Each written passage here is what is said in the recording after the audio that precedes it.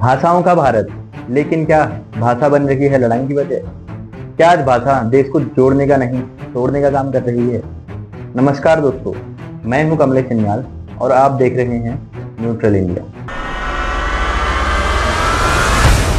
आज हम इस मुद्दे पर बात करने जा रहे हैं जो भारत की रगों में बहता है, हमारी भाषाएं। भारत एक ऐसा देश है जहां हर 100 किलोमीटर के अंदर बोलियां बदल जाती हैं, भाषाएं बदल जाती हैं। भारत के संविधान ने 22 भाषाओं को मान्यताएं दी, लेकिन फिर भी हर कुछ महीने में कहीं ना कहीं भाषा के नाम पर विवाद, विरोध और राजनीति शुरू हो जाती है। तो सवाल ये है, क्या भाषा जोड़ने वाली शक्ति है या सिर्फ एक राजनीतिक हथियार है?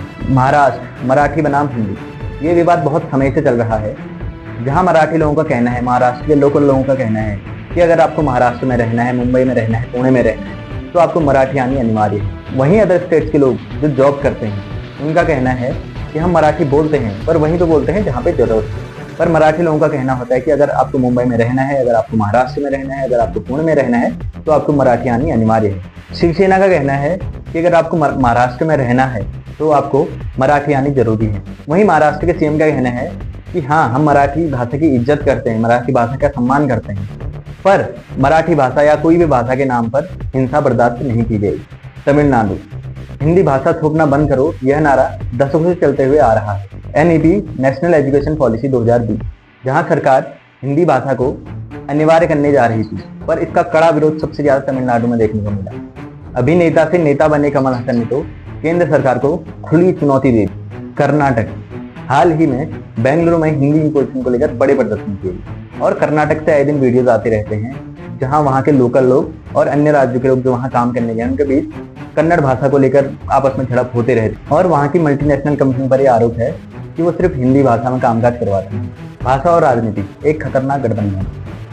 भाषा के नाम पर वोट बैंक बनाना कोई आम बात नहीं है, ये पहले से ही चलते हुए आ रहा है। और हिंदी भाषा को राष्ट्रभाषा बनाने पर 1965 में दंगे भी हुए। आज भी नेताओं का एक वर्ग भाषा को सांस्कृतिक अस्मिता के नाम पर उकसाता है। एनईपी 2020 में मातृभाषा में शिक्षा की बात की गई, पर जमीनी स्तर पर लागू नहीं हुई।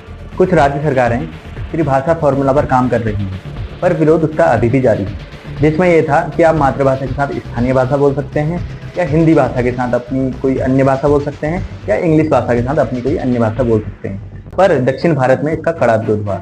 संविधान का अनुच्छेद 385 कहता है कि हर बच्चे को उसकी मातृभाषा में शिक्षा दी जाए।